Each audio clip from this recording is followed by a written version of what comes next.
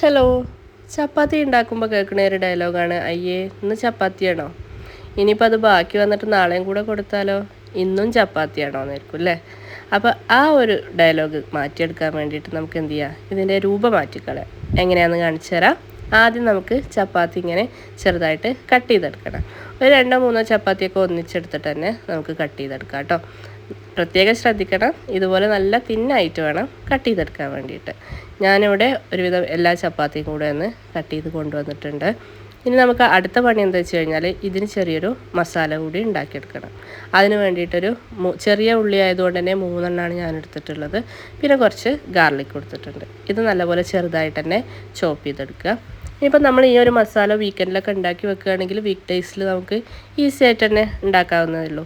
അപ്പോൾ നമുക്ക് എങ്ങനെയാണ് ഇനി ഇതിൻ്റെ മസാല ഉണ്ടാക്കണേന്ന് നോക്കാം.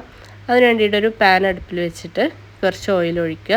അതിലേക്കൊരു 2 പച്ചമുളക് ഇട്ട് കൊടുക്കുക. പച്ചമുളകൊക്കെ നിങ്ങൾക്ക് എത്രയാണ് എരിവ് വേണ്ടത് അതിനനുസരിച്ച് കൂട്ടിയും കുറക്കുകയൊക്കെ ചെയ്യാം കേട്ടോ. അതിലേക്ക് നമ്മൾ ചോപ്പ് ചെയ്ത് വെച്ചിട്ടുള്ള ഈ ഒരു ഓണിയനും ഗാർലിക്കും കൂടെ ഇട്ട് കൊടുക്കുക. കുറച്ച് ഉപ്പും ഇട്ടതിന് ശേഷം നല്ലപോലെ ഒന്ന് വഴറ്റിയെടുക്കണം. ഇതിലേക്ക് നമുക്ക് ഇഷ്ടമുള്ള വെജീസും ആഡ് ചെയ്യാം. ഞാനിവിടെ ക്യാരറ്റ് മാത്രമാണ് എടുത്തിട്ടുള്ളത്. അപ്പോൾ ഇത് നല്ലോണം കുക്കാവൊന്നും വേണ്ട, ഒന്ന് ചെറുങ്ങനെ കടിക്കാനും കിട്ടുന്ന രീതിയിൽ ഒന്ന് വഴറ്റിയെടുത്താൽ മാത്രം മതി. അപ്പോൾ നമുക്ക് ഇനി അതിലേക്ക് ആവശ്യമായിട്ടുള്ള സ്പൈസസും കൂടെ ആഡ് ചെയ്യാം. കുറച്ച് മുളക് പൊടി, ഞാൻ കാശ്മീരി ചില്ലിയാണ് യൂസ് ചെയ്യാറുള്ളത്.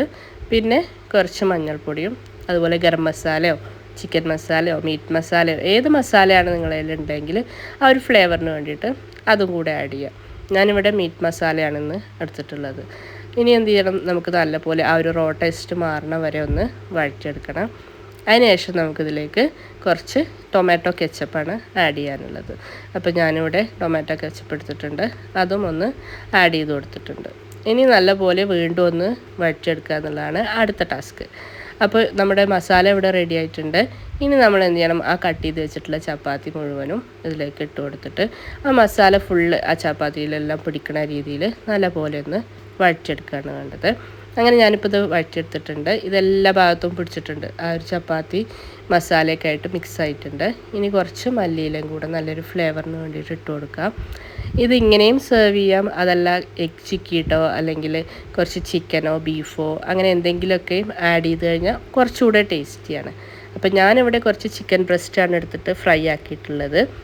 അതും ഡീപ്പ് ഫ്രൈ ഒന്നും ആക്കണ്ട, ഒന്ന് ഷാലോ ഫ്രൈ ചെയ്തെടുത്താൽ മതി. ഇനി ഇത് കൈ കൊണ്ട് തന്നെ പിച്ചിട്ടിട്ട് കൊടുക്കുക അല്ലെങ്കിൽ കട്ട് ചെയ്തിട്ടിട്ട് കൊടുക്കുക. ഞാൻ ഇതിനൊന്നും സമയമില്ലാത്ത കാരണം മിക്സിയിലൊന്ന് പൾസ് ചെയ്തെടുക്കുകയാണ് ചെയ്തത്. എന്നിട്ട് അതും കൂടെ ഇതിൻ്റെ കൂടെ ഒന്ന് ആഡ് ചെയ്തിട്ട് നല്ലപോലെ ഒന്ന് യോജിപ്പിച്ചെടുക്കുകയാണ് വേണ്ടത്. ഇനി ഫൈനലായിട്ട് തന്നെ നമുക്ക് എന്ത് ചെയ്യാം, കുറച്ച് ലെമൺ കൂടെ ഒന്ന് സ്ക്വീസ് ചെയ്ത് കൊടുക്കുന്നുണ്ട് കേട്ടോ. ആ ഒരു ചെറിയൊരു പുളിപ്പും കൂടെ കിട്ടുമ്പം ഒന്നുകൂടെ ടേസ്റ്റ് ആയിരിക്കും. അപ്പോൾ ഇതാ നമ്മുടെ ചപ്പാത്തി മസാല രൂപവും ഭാവമൊക്കെ മാറി റെഡിയായി വന്നിട്ടുണ്ട്. എല്ലാവരും ട്രൈ ചെയ്ത് നോക്കുക. കുട്ടികളുടെ ടിഫിനിലൊക്കെ കൊടുത്തുവിടാൻ പറ്റിയിട്ടുള്ള നല്ലൊരു ഐറ്റമാണ് കേട്ടോ. കേടാവാണ്ടിരുന്നോളും. അപ്പം നിങ്ങൾ ട്രൈ ചെയ്തിട്ട് അഭിപ്രായം എന്തായാലും കമൻറ്റ് ചെയ്യണം. ഫാമിലി മെമ്പേഴ്സിനും ഫ്രണ്ട്സിനെല്ലാം ഈ വീഡിയോ ഷെയർ ചെയ്ത് കൊടുക്കണം.